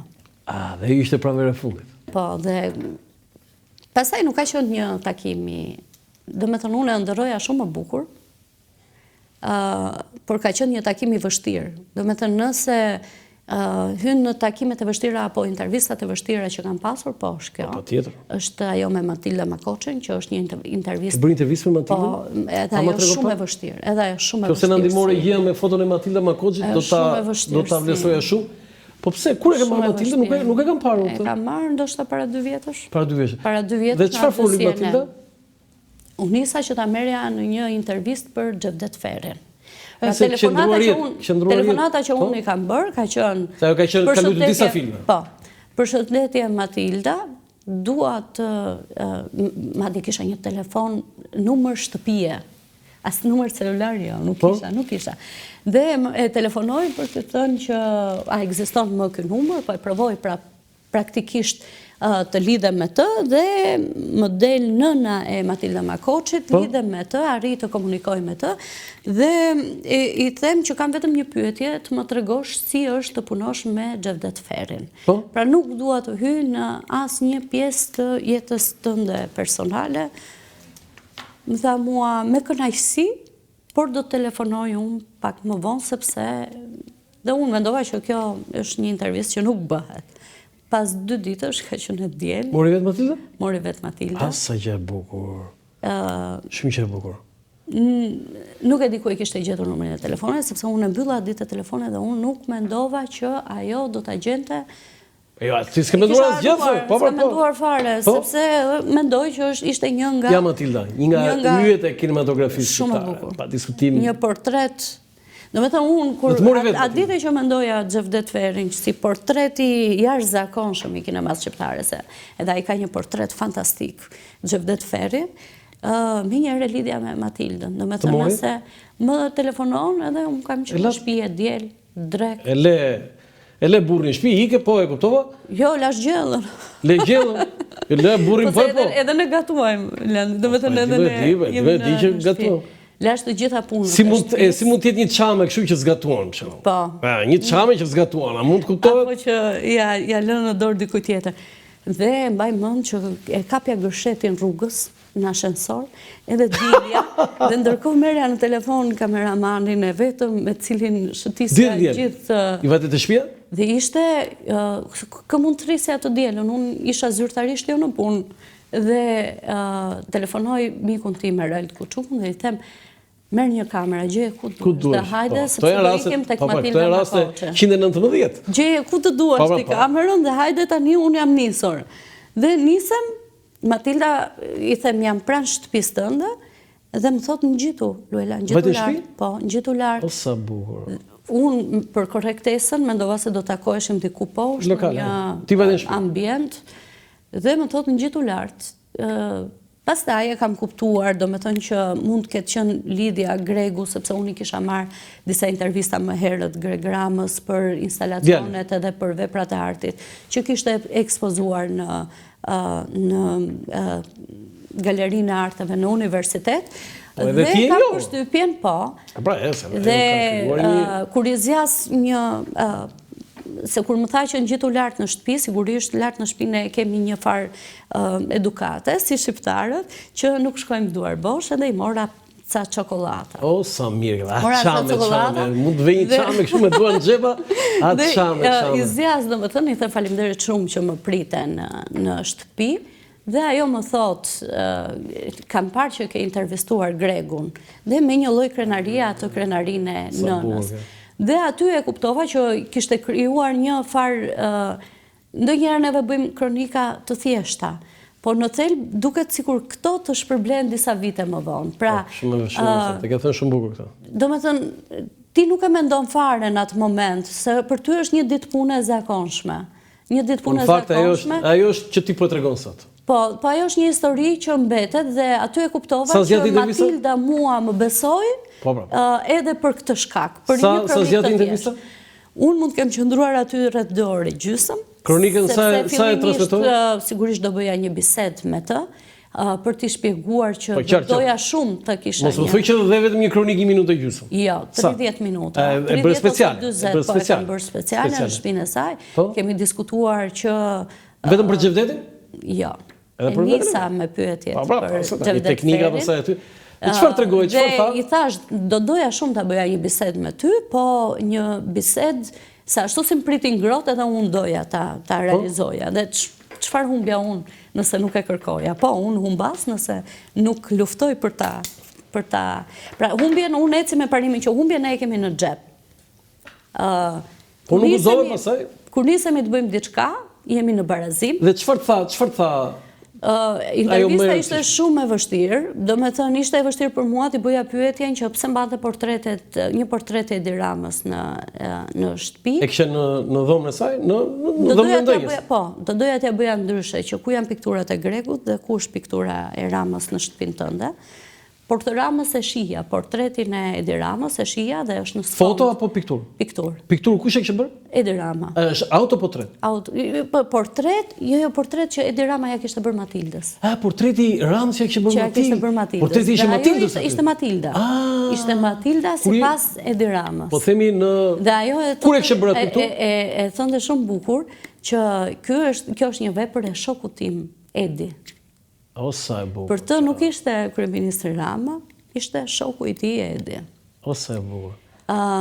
Shumë e vështirë ka qenë pastaj të bëja pyetje sepse nuk ja doli në Greqi, sepse ajo nisi aty të bënte një serial. Mori tekstin dhe aty ajo më thotë që ishte shumë e vështirë në Greqi. Nuk më tregon as për si thua Greqinë apo të jetë kundërshtuese ndaj atij vendi, por tregon që ka pasur shumë ankth dhe ndjeva anktin sepse duart e saj filluan të lëviznin.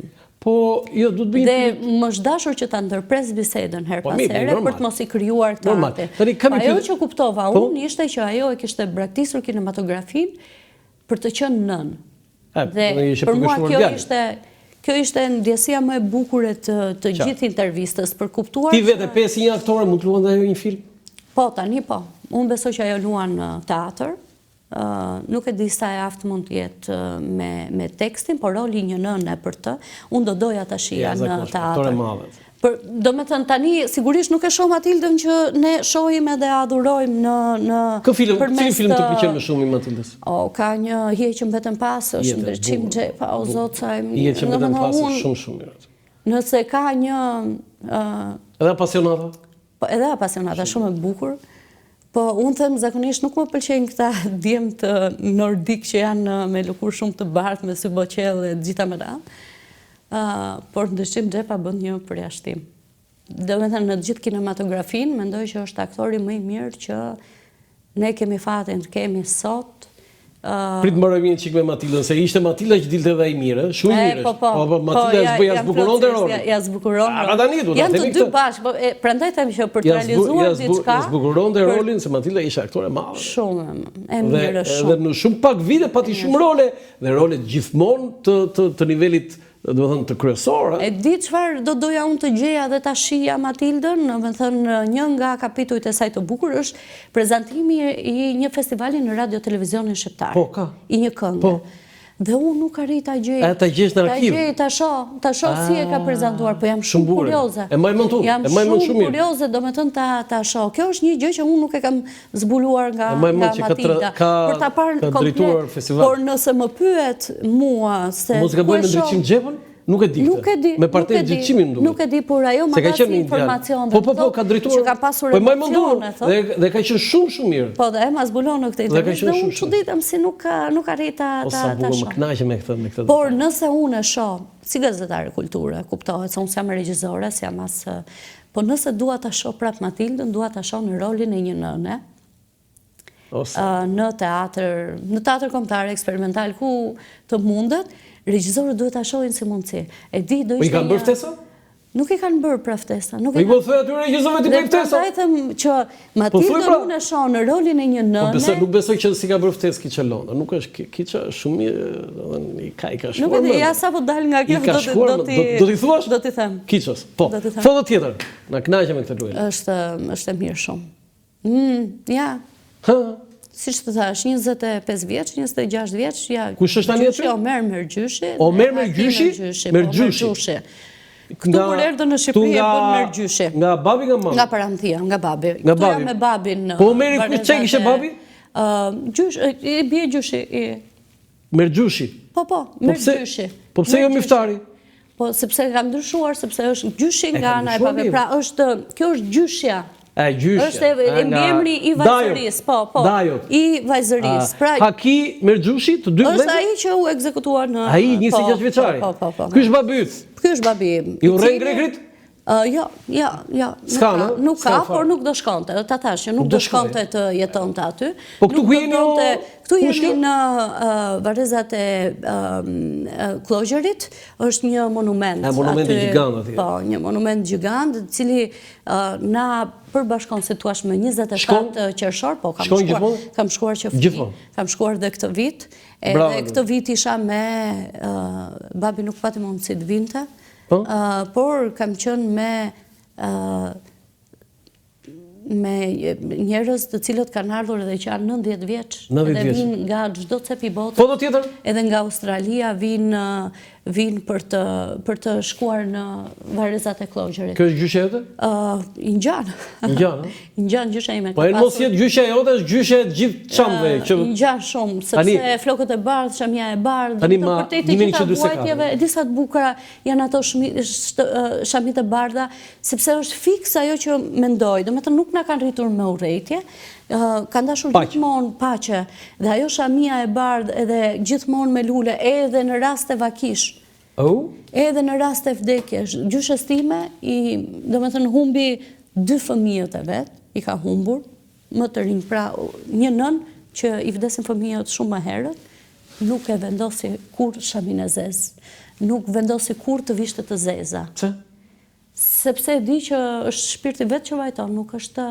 I ka ato lotët, po e ka shamin gjithmonë të bardhë. Foto tjetër? Edhe nëna çame janë gjithmonë me shami të bardhë. I kanë ato lotët, po janë ajo... është e bardha, edhe është ai gjaku që rrjedh aty në 44, është gjaku që i lëviz atyre. Dhe është një njëjti gjak që përcjellin ke mua, dhe prandaj them që unë nuk mund të jem ndryshe. Sigurisht, unë jam edhe gazetari që i bëj PR-in dhe menaxhimin mediatik Konstantinos Argyeros, sepse është një këngëtar i mirë. Grek. Por jam edhe njeriu që flas me të ulem, me të bisedoj me të, mund të konsumoj një drek me të, sepse unë e di që ai nuk është ai që ka shkaktuar atë gjakun aty në 1944. Dhe do doja vërtet që të gjithë grekët ishin miqtë e mi. Realisht edhe të kishim një komunikim shumë bukur. Se neve mund të kemi pasur luftra me turqit, kemi pasur luftra me gjermanët, kemi pasur luftra me italianët. Shqipëria ka qenë gjithmonë një vend, një fush betej, asnjëherë nuk ka sulmuar vetë para, por me secilin prej tyre kemi ndërtuar një marrëdhënie sot që është një marrëdhënie që tejkalon të gjitha fazat që nuk mund të tejkalojë Greqia. Dhe në këndvështrimin tim, Shqipëria e ka zgjatur gjithmonë dorën për bashkëpunim, i ka ftuar gjithmonë në tryeza, unë ftoj çdo grek të ulet edhe të konsumoj një drek me mua, dhe prandaj them unë jam rritur me nëna Tashon. Jam rritur me Nëna Avanthin. Unë kur nuk më pëlqen të gjella e gjyshes time kam shkuar ke Nëna Avantia dhe ke Nëna Tasho, siç kanë ardhur nipët e tyre në shtëpinë tonë. Dy vëllezër, ku i ke dy vëllezër? Dy vëllezërit e mi janë, ikim dëgjoj, ata janë binjak. Ata janë binjak. Elti jeton në Malt tashmë, ndërsa Fatmali jeton në Tiranë. A nuk jetojnë bashkë? Binjakët? Binjakët për një periudhë të gjatë jete nuk kanë qenë gati të pandar në shkollë në Po pra, si ka mundësi dhe nuk jeton bashkë? Njëri në Malt, njëri në Tiranë. Dhe kur shkuan në Malt, shkuan të dy bashkë, pra i del vetëm njërit oferta e punës, edhe pastaj edhe u detyrua tjetri, sigurisht nuk e la. Fatmali është gjithmonë më i varur nga Elti dhe kam pasur gjithmonë mendimin që Fatmali nuk do ta linte kurrë Eltin. Po ekziston një fazë në jetë që ta kuptojnë gjithë binjakët në botë, dhe Fatmali ka pasur të vështirë. Unë mbaj mend kur Fatmali para 3 vjetësh festonte për herë të parë ditëlindjen e tij pa Eltin, nuk na e hapte telefonin dhe nuk priste si thua ta uronim. Dhe ndonse Elti është pak më serioz, pak më i ftohtë në gjykim, pra vllai këtej, Fatmali atë ditë ka kaluar duke qarë. Sepse thonë ishte hera e parë që nuk e di, unë komunikim më të mirë kam me Eltin, flasim pak, pra me atë që është 5 minuta më i madh. Kuj dalloj unë, si dalloj do me të nëse dua të bëj një bisedë edhe ta vendos tani, e bëj me Eltin. Por Fatmali më do më shumë mua. Ti do më shumë atë, ai tjetri do më shumë ty. E kuptova, foto tjetër. Kjo është historia e dashurisë tonë. Fatmali nuk lë rast pa telefonuar. Do me të nëse unë dhe Elti mund të kalojmë 3 ditë apo 4 ditë ndoshta pa telefonuar njëri tjetrin ose thjesht me mesazhe, për Fatmalin është e pamundur të mos ta shpreh dashurinë. Por kam edhe debatet më të forta me vllai. Na thënë çik të foto një herë për lëri këto debatet. E mora vesh me vëllezërit që duan ai shumë sa ti e di po. Imagjino deveja ime çfarë përjetimi. Po jo, po deveja çka ka aty, se kjo është pyetja. Pra kjo është pyetja. Ka aq element, domethënë qyteti andej. Po. Kairo. Piramidat e Keopsit. Shkretë të tjerë këtu, 2 deve. Luela Myftari, gazetarja e kulturës tej, me të dashur si quhet Denisit, po, dhe hipur në 2 deve, kjo është puthja jetës. Edhe të imagjinosh që ishte një 10 vjeçar egjiptian që na thonte putuni. Thoshte ai, nuk e beson, nuk e mendoja që këto fotografi do ishin kaq të bukura, sepse ti ishe një djalë 10 vjeçar tani që të ka marrë celularin dhe po të bën ca foto, sepse ti thua duat më kapësh dhe përpiqesh t'ia shpjegosh atij dhe sa anglisht mund të di një 10 vjeçar egjiptian, që ti shpjegoja se e desha në sfond piramidat, se fotoja duhet të ketë pak thellësi. Ka shumë element. Duhet të ketë pak thellësi, duhet të jetë kështu, duhet të jetë ashtu. Është shumë e bukur. Po mirë tani, deveja ç'a pati aty me atë reagimin. Ajo e bukur. Dgjoj, edhe kafshët kanë energjinë e vet dhe marrin energjinë nga personi me cilin jetojnë. Kjo është the best. Shumë e bukur. Foto me pesye i them. Po. Është shumë e bukur. Tani unë kam disa shkrepje aty, po kjo është një nga më të bukurat. Me të drejtën edhe është një udhtim i bukur që mendoj se cili të lëkundi shumë. Unë e kisha provuar në shkretëtirën e Dubajit, deven, dhe nuk kisha frikë. Nuk kisha frikë. Kur kam hipur në Arabi, me thënë drejtë ato një këtej, unë e di si u ngrita pas. Po dëgjoj, ato të Dubajit janë shumë më të edukuara se sa këto të Egjiptit, dhe këto të Egjiptit ishin të e Arabi Saudite çka, nuk kishe keq. Foto tjetër. Jo, këto ishin më të unë kam jetuar gjithmonë me qenë. Gjithmonë me qenë. Çfarë është kjo? Ky pitbull? Dog Argentinas, jo pitbull. Nuk është pitbull, ha? Jo, nuk është pitbull, është dog Argentinas që ngjan si pitbulli, është më i gjatë, është, domethënë kur vinte duart këtu tek unë, domethënë që vjen në shtëpi, sigurisht ky është shumë i rënd. Nuk është më, domethënë po vitin e shkuar tani, një vit. Jetoj 14 vjet. Edhe aq e kanë atë. Po, me moshën e njeriut ka jetuar 91 vjeç. 91 vjeç moshën e njeriut. Dhe ka jetuar i lumtur besoj me neve, me mua. Foto tjetër. Është një nga, po kam jetuar gjithmonë me qenë. Dhe kur kam marrë shtëpinë e re në apartament, kam thënë 2 gjëra nuk do bëj. Nuk do marr qen. Edhe s'ke marrë qen? Dhe nuk do kem lule. Po pse? Jetova gati një vit kështu. Tani balkoni im është plot me lule. Po qeni? Dhe kam një qen husky që quhet Blu. Husky? Po. Si i qut? Blu. Blu, ë? Blu sepse i ka syt blu. Si sy të tu? Po. Jo dëgjoj, ka një sy. Do të vë, jo. Ka edhe pak kafe. Okej, foto tjetër do të vë ato punët e ngjyrës së syve, do të vë një foto më interesante. Foto tjetër, lutem? Kush është kjo? Nuk e di, është një. Kjo është Liz Taylor. Njerëzit mendojnë se ngjaj. Pse njerëzit mendojnë pse si ngjan, se ti me dhe me thënë se për këdhel tani, mos për këdhel tani. Dhe vërtet është një portret shumë i bukur, tani sikur të kisha unë portretin e saj, nuk e di a e kam. Po mirë, foton tjetër të Luelës? Ja, e nuk gjam? Gjaj. The edhe një herë te Liz Taylor? Tani, jo shumë njerëz. Kush ka thënë i pari që ngjan me Liz Taylor? I pari ke qenë ti, i dyti, po. Dyti, pastaj që mua më ka shijuar si kompliment, është Bledi Mehmeti, nëse e nje, është bashorti i Tanja Porës, miq të mi, pa diskutim, po kur më ka parë edhe ai për herë të parë kështu live, domethënë, më ka thënë që po, okay, në foto mund të jetë. Unë e kisha parë Liz Taylor, po kur kam qenë në Amerikë dhe e njoh shumë mirë atje dhe prandaj që më tregoi historinë e Antonia Thanas që ajo ka vizituar, ka qenë te lokali atje dhe pash disa foto, dhe ty pash, po edhe ma thoshin ata gazetarët amerikanë që është vetëm njëri në rruzull që ka sy jo blu, po violet, thoshin ata. Se shikoj, nuk është blu. Jo, të tregoj edhe këtë historinë e syve të mi, të babit tim. Kujt i gjanë babit? Gjyshes. Gjyshes? Çames? Asaj gjyshes po që e kanë masakruar. Do me thënë, ne kam pasur dhe hallën kështu, nuk jeton më, po edhe halla i ka pasur sytë bëqell kështu. Ajo që ndodh, edhe që e di unë, është që me kalimin e viteve kjo bluja jonë fillon edhe zbartet. Pra bëhet më... Ndryshon? Babi me ka më të çelët ngjyrën. Edhe unë kur kam qenë fëmijë nuk e kam pas kaq të çelët ngjyrën, e kam pas një blu pak më të thellë, pak më... Më e fortë? Është si ky deti jonë, dhe kam përshtypjen që ka një lidhje me detin, Nuk ndryshon sipas tinës. Jo, s'pas viteve. Sa më shumë që plakemi, aq më shumë me bardh bëhet dhe aq më shumë husky bëhet. Po më ty s'të ka ndryshuar, jo. S'të ka ndryshuar.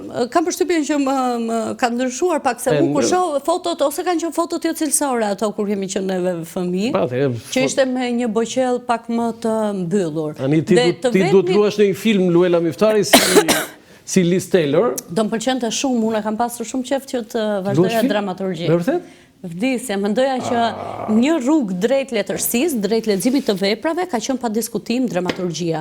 Dhe mendoja shumë që do bëhesha, do me thënë do luaja një film kur të rritesha. Më ke thënë aq shumë gjëra sot sa më ke gëzuar. Ama se unë jam plot me ëndra.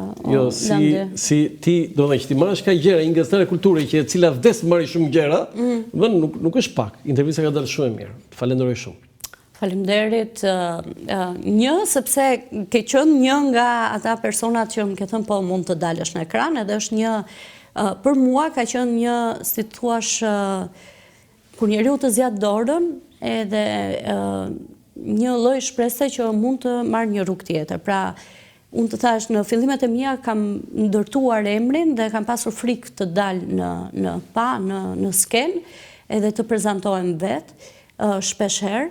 Dhe e kam dashur këtë konfirmimin e kam bërë unë emër dhe njerëzit do më ftojnë nëse më vlerësojnë. E ke merituar, Luela. Dhe me ftesën që më ke bërë në atë kohë, kam filluar të kuptoj që mund të bëj. Dhe mbaj mend edhe që pas emisionit kam pyetur nëse kam dalë mirë, s'kam dalë mirë në këndvështrimin tuaj si është. E meritoj Luela dhe më vjen mirë që ke arritur këto gjëra në karrierën. Dhe nëse kam dalë në televizion, do me thënë, ka qenë vetëm do me thënë një lloj shtyseje që e kam marrë ose si thuash konfirmimi, se secili prej nesh ka nevojë të pyesi se si duket.